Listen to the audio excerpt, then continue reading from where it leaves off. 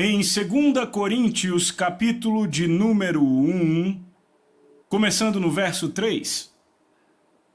Vamos ler, 1, 2, vão. Bendito seja o Deus e Pai do nosso Senhor Jesus Cristo, o Pai de misericórdias e Deus de toda consolação. 4. É Ele que nos conforta em nossa tribulação, para podermos consolar os que estiverem em qualquer problema, pelo consolo com o qual nós mesmos somos consolados por Deus. Isso é maravilhoso. É impressionante.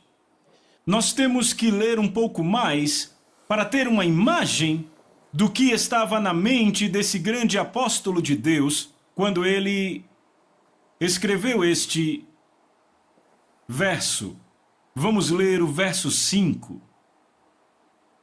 Pois à medida que os sofrimentos de Cristo abundam em nós, assim a nossa consolação também abunda por Cristo. Você sabe do que ele está falando? Ele diz, os sofrimentos de Cristo abundam em nós. Isso quer dizer que Cristo passou por sofrimentos e estes sofrimentos se estenderam a nós. Ele diz, então, estamos cheios destes sofrimentos de Cristo, e à medida que esses sofrimentos de Cristo abundam em nós, porque passamos por dificuldades por causa de Cristo, por causa dos nossos esforços no Evangelho. Então ele diz, à medida que os sofrimentos de Cristo abundam em nós, assim também a nossa consolação, sabe, consolação é conforto. Então, o nosso conforto ou consolação também abunda por Cristo. Cristo nos consola, é o que ele diz. Agora, o próximo verso, o 6. E se somos afligidos, quer dizer atribulados com problemas, ok? Isto é, para a sua consolação e salvação. Ele diz, temos que passar por muitas dificuldades para poder levar a palavra de Deus a vocês. Ele diz, é para a sua consolação e salvação. É para que você possa estar bem. Nós podemos estar desconfortáveis, podemos estar atribulados, afligidos com problemas, só para que você possa estar bem. Imagine como ele escreve isso. Ele disse, somos afligidos, é para a sua consolação e salvação, a qual se torna eficaz pela perseverança dos mesmos sofrimentos que vocês também sofrem. Se somos confortados, isto é, para a sua consolação e salvação. Em outras palavras, quando passamos por provas, problemas e tribulações, ele diz, é por causa de vocês, ele diz, em favor de vocês, para que vocês tenham conforto, para que vocês tenham salvação, para que vocês tenham liberdade dos problemas. Vamos passar por muitas tribulações em seu favor. Então ele diz, mas se por outro lado somos confortados, se somos fortalecidos por outro lado, também é em seu interesse, porque quando somos fortalecidos também podemos fortalecer vocês. Como ele diz, para que nós possamos confortá-los, para que em qualquer problema, com a consolação com que nós mesmos somos consolados por Deus. Número 7. E a nossa esperança a respeito de vocês está firme, sabendo que como vocês são participantes dos sofrimentos, assim vocês também serão da consolação. Glória a Deus. Aleluia. Verso 8. Porque não queremos, irmãos, que ignoreis a natureza da tribulação que nos sobreveio na Ásia, que fomos pressionados fora de medida, além das forças, a ponto de desesperarmos até da própria vida. Uau! Eles estavam debaixo de muita pressão. Havia muitos problemas. Verso 9. Mas tivemos a sentença de morte em nós mesmos. Não é maravilhoso? Ele diz, não nos importávamos se morrêssemos para fazer isso acontecer. Ele diz, nós estávamos determinados a levar a palavra de Deus a vocês. Fomos pressionados além da medida. Estávamos sob tanta pressão, mas não nos importávamos. Tínhamos a sentença de morte em nós mesmos. Em outras palavras, até onde nos dizia respeito, estávamos mortos completamente, não nos importava. Tínhamos que morrer. Estávamos prontos. Ele diz, para que não confiemos em nós mesmos, mas no Deus que ressuscita os mortos. Imagine isso. Eles tinham a sentença de morte neles mesmos. Disseram, estamos mortos. Você já leu sobre o irmão Andrew, o homem que costumava levar Bíblias para a Rússia, os países comunistas? E uma vez, ele estava levando Bíblias de novo, e naquele tempo você era preso se fosse pego fazendo isso. E desta vez, quando chegou à fronteira, os soldados estavam todos lá, e ele estava orando, oh Deus, você é o Deus que abre olhos cegos. Por favor, agora faça os olhos deles cegarem.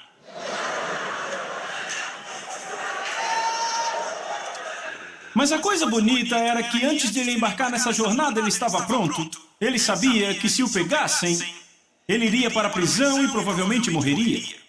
Então ele deitou no chão e ele disse, oh Deus, eu estou morto.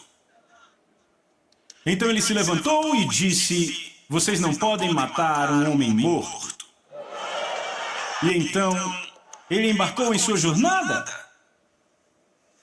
E a coisa bonita é que os soldados procuraram em todo lugar, os painéis das portas tinham Bíblias por todo canto, e os soldados não encontraram as Bíblias. E então o carro morreu, e tiveram que empurrar o carro pela fronteira. Mas ele disse, não se pode matar um homem morto. É disso que Paulo fala aqui, ele diz, tínhamos a sentença de morte em nós mesmos, para que não confiemos em nós mesmos e sim no Deus que ressuscita os mortos. Aleluia! Certo? Você viu isso, não? Bonito! Então ele diz, nós fomos consolados por Deus para podermos consolar outros que estavam em qualquer problema, pelo consolo com o qual nós mesmos somos consolados por Deus. Sabe, na vida cristã, é uma jornada. E é por isso que, às vezes, há muitos que sentem que, uma vez que se tornam cristãos, não terão mais nenhum problema. Então dizem, por que eu ainda tenho problemas? Por que é que eu ainda tenho problemas com meu corpo? Eu sinto dores, eu tenho febre, eu tenho isso e aquilo outro no meu corpo. Perguntam por quê? Por que é que quando eu oro não acontece de uma vez? Porque eu tenho problema no trabalho. Irmãos e irmãs, se não houver desafios à sua fé, então sua fé não pode funcionar. Deve haver desafios à sua fé. A vida não se trata de quão suaves as coisas são. Você não é promovido sem os testes da vida.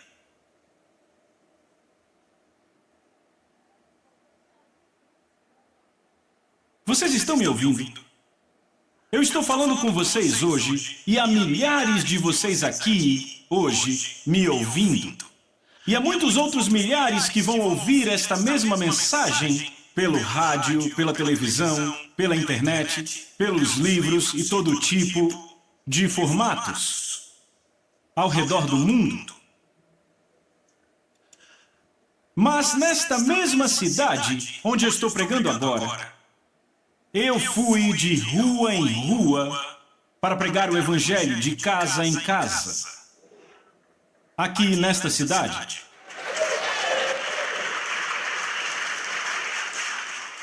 Eu fui batendo nas portas, e abriam para mim e eu dizia, eu quero compartilhar a palavra de Deus com você. Alguns diziam, entre, e nós falávamos do Evangelho. E outros diziam, saia daqui. E eu saía. E alguns diziam, nunca mais volte aqui. E outros diziam, não terminamos hoje, por favor volte depois. Veem, havia os bons e havia os maus. E ainda tinha os feios. Veem, Mas houve dificuldades em chegar lá, em fazer isso acontecer. Eu não me encontrei aqui do dia para a noite. Eu não orei e de repente cheguei nesse... Vocês entendem? Houve coisas difíceis no caminho, desafios no caminho. Ao pregar, falar aos que não ouviram, alcançar os não alcançados. Eu fui a escolas secundárias nesta cidade. Certo, eu preguei para os mais idosos e para os muito jovens. Eu fui a vilas ao redor de Benin, pequenas vilas. Eu preguei lá. Preguei. Certo? Sim. Benin é um país da África Ocidental que faz fronteira com a Nigéria, país natal do pastor Chris. Até onde me dizia respeito, todo lugar que eu ia, era onde Deus ia. Então, embora estejamos ministrando a milhões de pessoas ao redor do mundo hoje, não começou assim. Você tem que encarar, veja, Deus tem que te deixar encarar certas coisas. E então você pode vencê-las. E quando você vence, você está condecorado para mais. Condecorado para mais. É assim que é. Então, nós nunca emperramos no problema. Nunca choramos quando enfrentamos desafios. Permanecemos firmes. E olhamos bem nos olhos do diabo e dizemos: diabo, não importa o que você faz, eu sou mais que vencedor. Maior é aquele que está em mim do que aquele que está no mundo. Então temos o conforto de Deus para nós, para nossos espíritos. Temos a consolação do Espírito Santo em nossas vidas, nos dizendo: continue, continue, há pão para você. Continue, a carne para você. Continue e eu estarei com você sempre até o final das eras. Aleluia! Então não importa o que você enfrente, permaneça firme.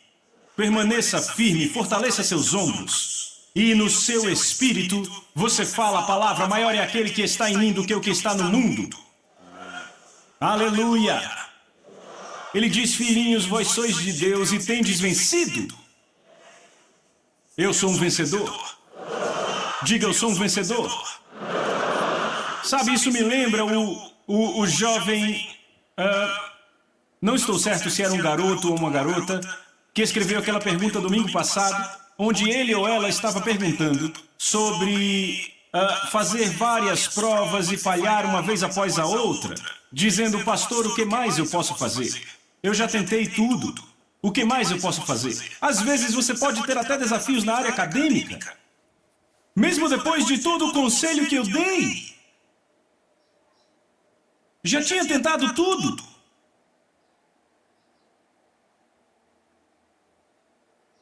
O que a Bíblia diz? Considerai motivo de alegria passar por vários testes. Ele diz: motivo de alegria. Não importa o que esteja passando, às vezes são adversários que podem até estar na aula. Pode ser o professor, talvez o diretor, que tomaram uma decisão e não importa o que você faça, você nunca vai se formar nesta escola. A não ser que você faça isso ou aquilo outro. E você sabe pela sua consciência que não quer fazer isso. Se você orar, a Bíblia diz: se você está aflito, ore. Vem. Se passa por problema, ele diz: ore. Agora, isso não quer dizer que quando você ora, o problema vai embora do dia para a noite. Ele pode não ir embora. Mas o que quer dizer quando ele não vai embora? O que quer dizer é que Deus acredita em você. Ele acredita que ele te treinou o suficiente para encarar esta coisa.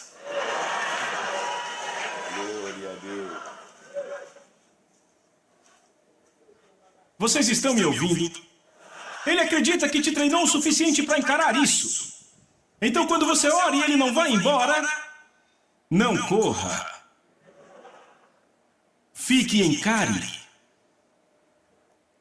1000 cairão ao teu lado, 10.000 à tua direita, mas não te atingirão. Aleluia!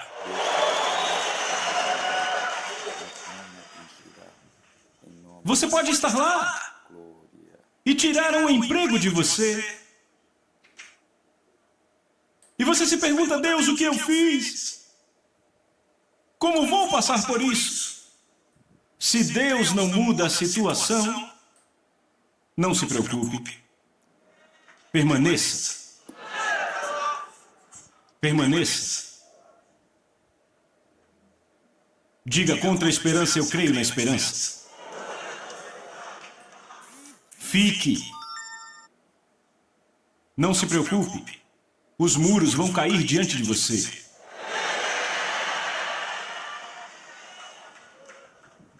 Não se preocupe. Estão ouvindo? Anime-se. A palavra funciona. Diga a alguém, a palavra funciona. Funciona. Apenas anime-se. Nunca desista. Aleluia. Certo, agora vamos ver outro ponto aqui. Vamos para Filipenses capítulo número 4, verso número 6. A expressão utilizada para traduzir o verbo grego merinal foi pegar pensamento, para facilitar o entendimento e a contextualização da ministração. Leia 1, 2, vão! Não cuidem de nada, mas em todas as coisas, por oração e súplica com ações de graças, que os seus pedidos sejam feitos conhecidos a Deus. Verso 7. E a paz de Deus, que excede todo entendimento, guardará os seus corações e mentes através de Cristo Jesus. Aleluia! Oh, isso é bonito! Nesse verso 6 ele diz, não cuidem de nada. Não cuidem de nada.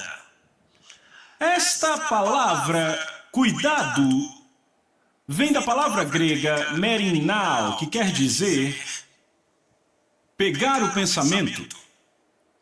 Entendem? Pegar o pensamento. Sabem, pensamentos vêm a nós o tempo todo. Sabe, nesse momento, o seu sistema de receptáculo mental está funcionando nesse momento. A sua mente está funcionando agora. Há várias e várias miríades de sinais passando pela sua mente nesse momento. Você pode pensar em vários outros assuntos nesse momento. Você pode pensar na plataforma, pode pensar nos alto-falantes, pode pensar na pessoa perto de você, pode pensar sobre ontem, pode pensar sobre amanhã, pode pensar no seu escritório, pode pensar na sua filha, filho, marido, esposa. Você pode pensar, sabe, há tanta coisa que você pode pensar no sonho de ontem à noite. Bem aí onde está sentado. Há um monte de coisa que pode entrar pela sua mente bem agora. São pensamentos, um monte de pensamentos indo até você. E então, você pega aquele que você escolhe, e quando você pega o pensamento, você se concentra nesse pensamento e rumina nesse pensamento. Só Deus sabe o que esse pensamento fará com você. Então ele diz, pegar o pensamento, certo? Volte para a passagem, ele diz, não cuidem. Ele diz, não pegue o pensamento por nada. Pegar o pensamento quer dizer concentrar a sua mente de tal forma que você fique preocupado. Muitas vezes, é o fato de pegarmos o pensamento que nos arrasta. Então, eu estou pensando e eu sou distraído por aquele pensamento. E agora eu estou pensando longe. Então ele diz, não pegue o pensamento, não pegue, está tentando ter sua atenção e te puxar para fora. Ele diz, não pegue o pensamento. Não pegue o pensamento por nada. Não cuidem de nada. Merinal, ele diz, não pegue o pensamento. Mas em todas as coisas, qualquer que seja o caso, em tudo pela oração. E súplica quer dizer petição. Petição, oração argumentativa. Pela oração e súplicas com ação de graças. Ação de graças. Ele diz que os seus pedidos sejam feitos conhecidos a Deus. Apenas diga o que quer, Ele é grande o suficiente. Ele é grande o suficiente. Ele conhece tudo, Ele conhece o amanhã. Ele sabe tudo da sua vida. Não tem por que se preocupar. Aleluia. Ok, agora vamos ver como Jesus disse. Evangelho de Mateus, capítulo número 6, a partir do verso 25. Ok. Veja, Jesus diz, desta forma eu digo a vocês, não peguem o pensamento outra vez. Este merinal, ele diz, para não pegar o pensamento. É a mesma palavra, quando ele diz não cuidem de nada. Vem, e é isso que Jesus diz aqui. Mas na versão em inglês, ele estica, para você ver exatamente o que quer dizer. Não pegue o pensamento, é merinal, que quer dizer, não fique cuidando de nada. É o que Jesus está dizendo. Vem a mesma palavra. Então ele diz, desta forma eu digo a vocês, não peguem o pensamento por sua vida. A sua vida. Ei, vamos lá. Não espanta que Paulo diga, tínhamos a sentença de morte em nós mesmos. Não pegue pensamento por sua vida.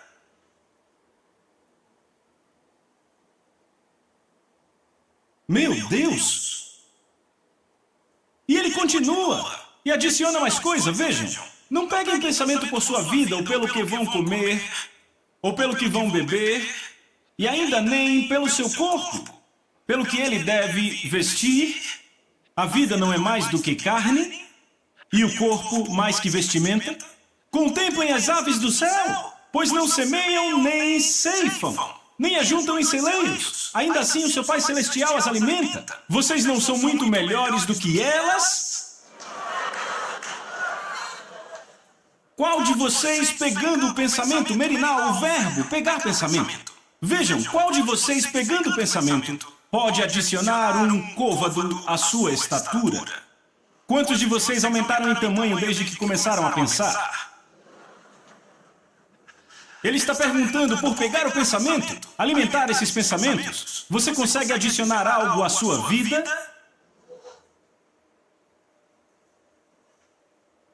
E alguém diz, quando eu me preocupo, eu como. Ele não está falando de se preocupar e comer, é se preocupar e ficar maior.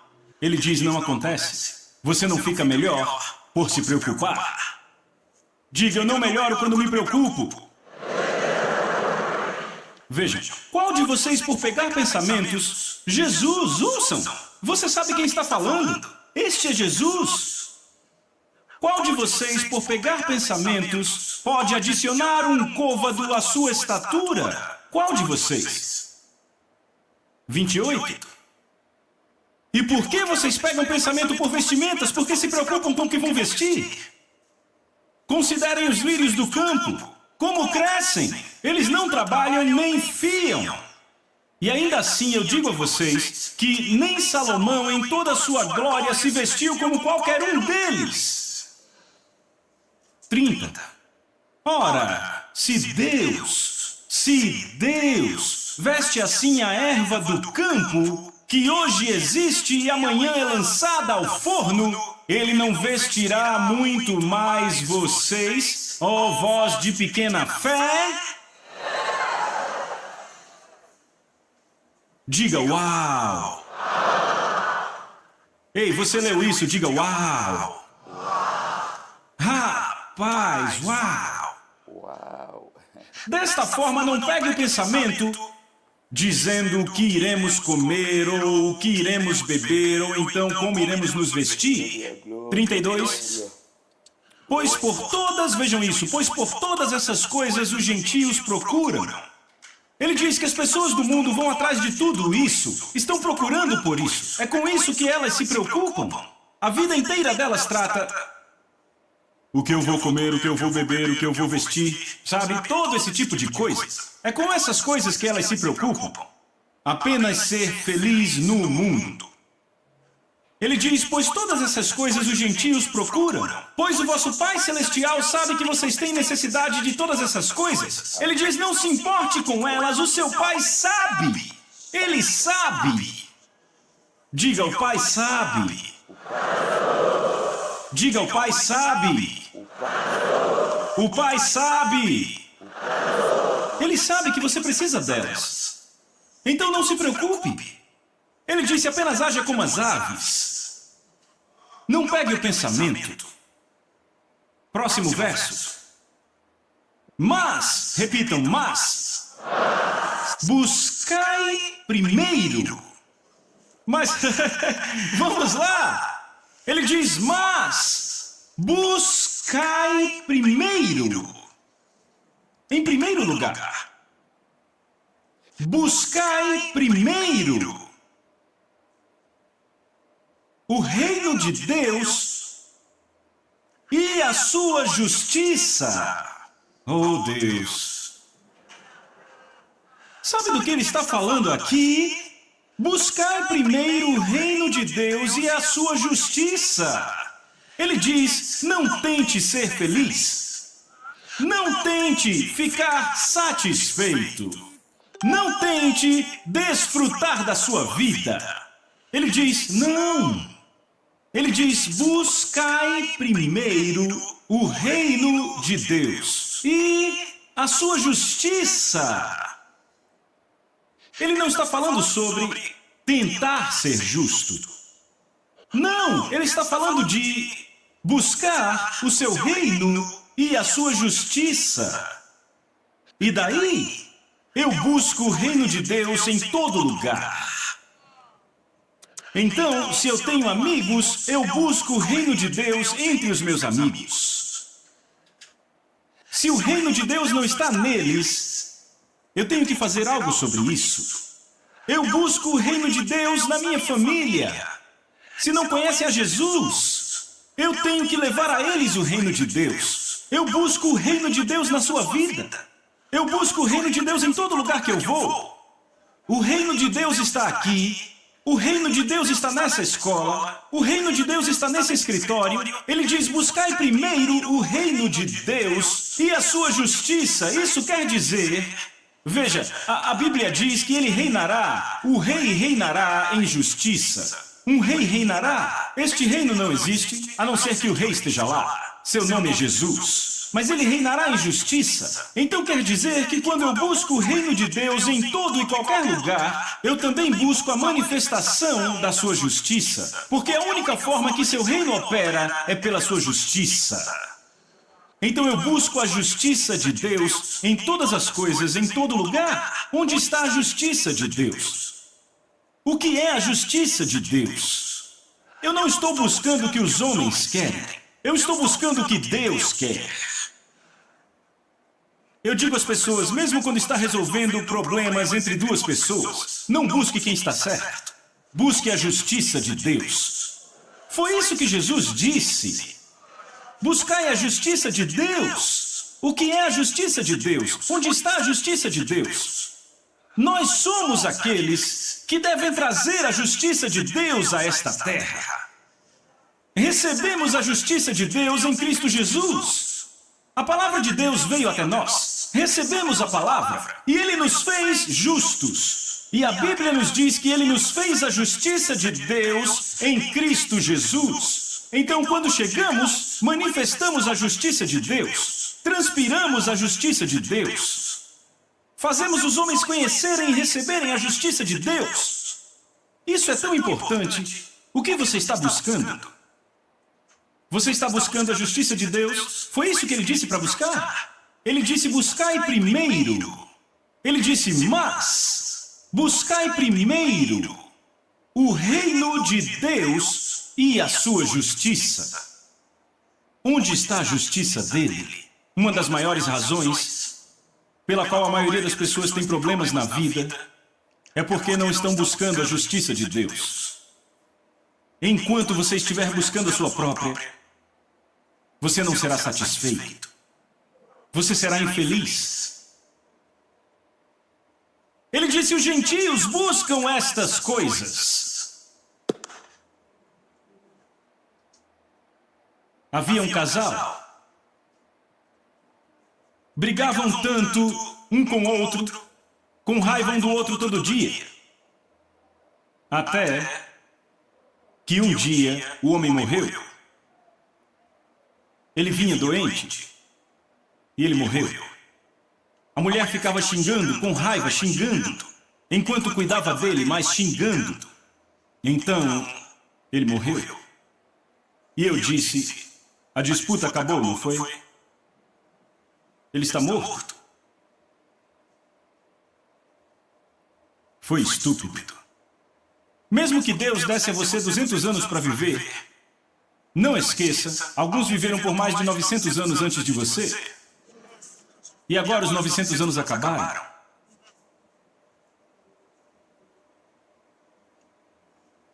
Então não importa quantos anos Deus te dá. A questão é se você está ou não andando na justiça de Deus. Se está buscando a justiça de Deus. Mas se estiver buscando a sua, você pode até ficar feliz. É só uma questão de tempo. Quando esse tempo acabar, você se arrepende de ter se feito feliz. Ele diz, mas buscai primeiro o reino de Deus e a sua justiça. Quando ficarmos diante do Senhor, Ele não vai ficar fazendo perguntas estúpidas como alguns pensam. Tudo vai girar em torno de por que Jesus veio. Ele veio para nos dar a vida eterna. Trata-se da vida eterna. Trata-se da vida depois daqui. Não desta daqui, mas aquela que vem depois. Qualquer que seja a vida que Deus te deu aqui, neste mundo, ela não é para este mundo. Tudo se trata da vida depois desta. Você está vivendo nesta terra para decidir onde e como você viverá a eternidade. É para isso que este mundo serve. É para a sua decisão. Onde e como. A vida não se trata daqui. Um dia você terá que sair deste mundo. Seja pela morte ou voando. Você vai... Não importa como, você vai ter que sair desse mundo. Isso é o que é importante. Você vai ter que sair daqui. Veja, você terá que ir. Você terá que ir. Então sua vida cotidiana se trata de fazer esta escolha. Aonde você irá partir daqui. E como você vai viver esta vida. Como? Você vai chegar e dizer, graças a Deus eu consegui. Sim, sim, sim, 1000 vezes sim. Isso é bom. Sabe, estar no céu, de qualquer forma, será melhor, melhor, melhor, melhor. Não importa o quê? Melhor, melhor, melhor do que estar no inferno. Entende o que eu digo? Sabe, mesmo que você fique na porta do céu e te digam, você vai ficar por aqui eternamente, ainda assim será melhor do que estar no inferno. Eu estou certo? Sim, mas veja, Deus não nos fez simplesmente para chegar lá. Ele ama o fato de nós termos a sua glória. Então pense nisso. Não importa o que você faça, este é o seu foco. É nisso que você pensa. Esta é a sua mente, é a sua contemplação. Ok? Mantenha isso em sua mente. Mantenha isso na mente. Como Jeremias disse, deixe que Jerusalém venha à sua mente.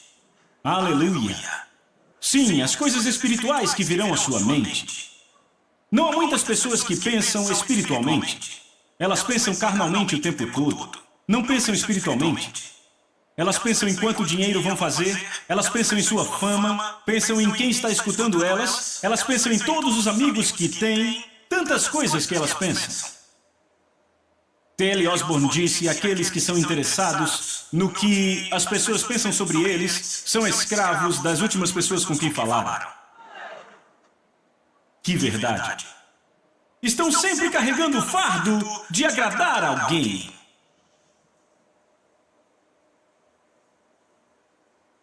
Não tente ter boa aparência diante dos outros.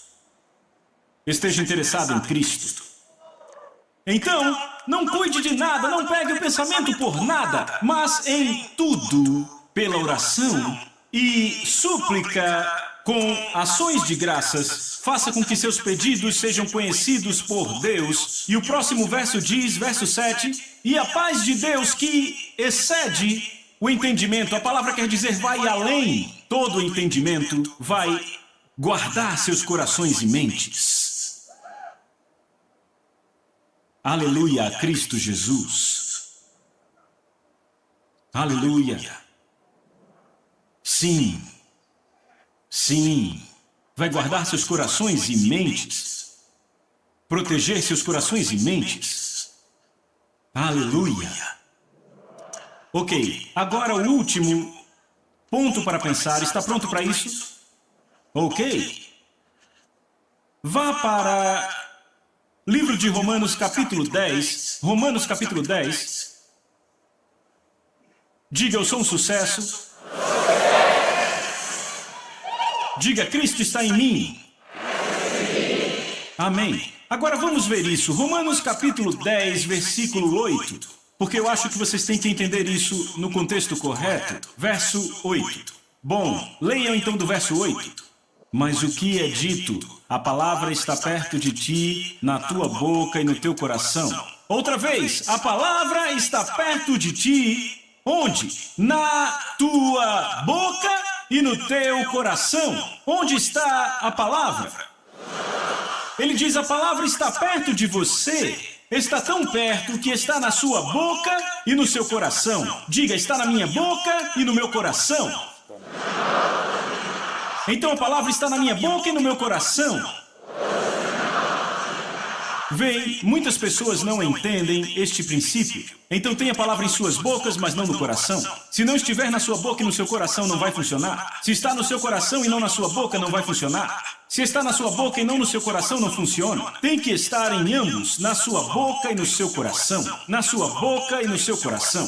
Vocês estão me ouvindo? Certo, então vamos de novo. Então o que se diz? Vamos. A palavra está perto de ti, na tua boca e no teu coração. Esta é a palavra da fé que nós pregamos. Observe. Verso 9 agora. Assim, se tu confessares com a tua boca o Senhor Jesus, e se tu creres em teu coração que Deus o ressuscitou dos mortos, tu serás salvo. Muito bem. Próximo verso. Verso 10. Pois com o coração o homem crê para a justiça, e com a boca a confissão é feita para a salvação. Isso é tão poderoso. Sabe, é impressionante como ao redor do mundo tantos cristãos são ignorantes da palavra de Deus. E é por isso que o ensino preciso da palavra é tão importante. O ensino preciso da palavra de Deus é tão importante. Veja, se homens e mulheres ao redor do mundo vão viver, me refiro a cristãos aqui, se querem viver uma vida vitoriosa, então eles têm que entender as Escrituras. A maioria não entende. Até pregadores. Um monte de pregadores não entendem as Escrituras. E Jesus disse, vocês erram porque não conhecem as Escrituras. Ele disse, é por isso que vocês erram, porque vocês não conhecem as Escrituras. Às vezes você diz a alguém, mas a Bíblia diz, não coloque a Bíblia aqui. Dizem, não coloque a Bíblia aqui, vamos discutir tudo primeiro. Como? Ei, vamos lá! A Bíblia é a palavra de Deus. A palavra de Deus é a sabedoria de Deus. Me ouçam, a palavra de Deus é a sabedoria de Deus. Não importa o que você experimentou na vida, não importa quais são os seus conselhos, não importa quantos livros você leu, não importa o que você viu na vida. Se você não tem a palavra, você não tem a sabedoria de Deus. A sabedoria dos homens pode te levar a certa distância. Apenas a sabedoria de Deus vai te levar até o fim do caminho. Vocês estão me ouvindo? Você precisa da palavra de Deus. Ei, vamos lá. Me digam aí. Quando Moisés estava de frente para o Mar Vermelho, com os filhos de Israel com ele, Deus disse, estenda sua mão sobre a água e divida. Ou seja, não há sabedoria de homens que pode aceitar isso. Como você vai dividir isso com um pedaço de madeira em sua mão? Isso nunca aconteceria. Como vai fazer isso? Falamos da sabedoria de Deus. Ouçam, isso foi a ciência de Deus. Ele sabia que funcionaria. Deus não estava tentando realizar um milagre. Ele, na verdade, disse a Moisés, você dividiu o Mar Vermelho. Ele disse a Moisés. Ele disse, foi você que fez. Você dividiu o Mar Vermelho. Foi você que fez isso. Deus não tomou o crédito por isso. Ele não disse, sabe, eu dividi o Mar Vermelho. Não tomou o crédito. Ele disse, você dividiu. De fato, ele instruiu o homem a fazê-lo. E mais tarde ele disse, você fez.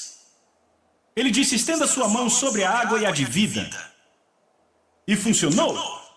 E mais tarde Deus disse, sabe, você dividiu o Mar Vermelho? Veem, Deus não tomou crédito por isso. Não foi um milagre de Deus. Foi Moisés agindo na palavra de Deus, na ciência de Deus. Deus sabia que funcionaria. Entenda isso. Existe uma lei da fé, como você entende a lei da gravidade, como você entende as leis da eletricidade. Existem leis da eletricidade. Há leis da mecânica. Você entende isso?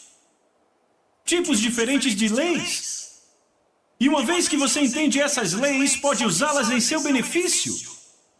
Estamos desfrutando do poder da eletricidade, magnetismo e todas essas coisas hoje, porque nós as entendemos. E agora estamos agindo nestas leis para o nosso benefício. Calculamos essas coisas e dizemos sim, isso vai funcionar, isso e isso também. E então colocamos tudo isso junto e estamos tendo uma vida maravilhosa, diferente do que nossos antepassados puderam sonhar. Também há leis espirituais. E quando você entende as leis espirituais e age sobre elas, elas também produzirão resultados. A fé é uma lei. Aleluia!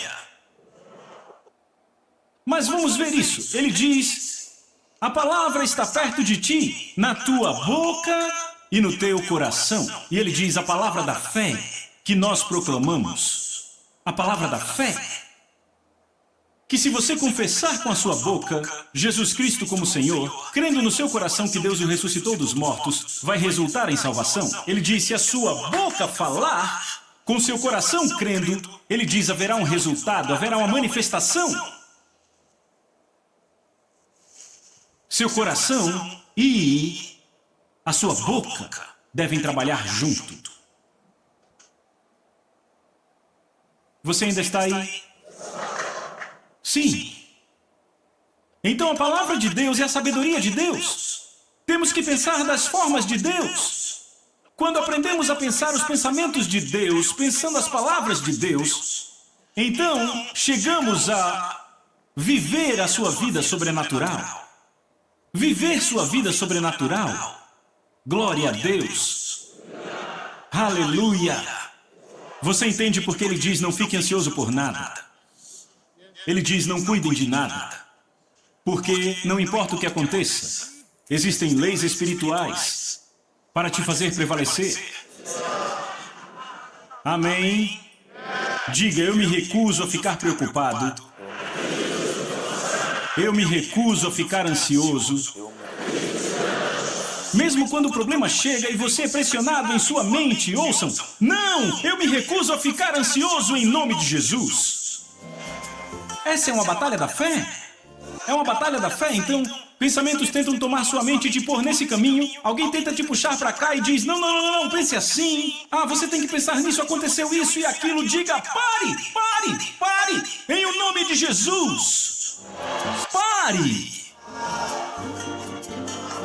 Diga, eu declaro e eu confesso, em o nome de Jesus Cristo de Nazaré, eu sou um sucesso.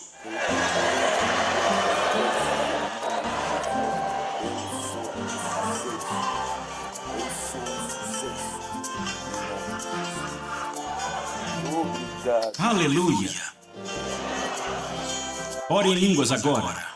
Ore em línguas.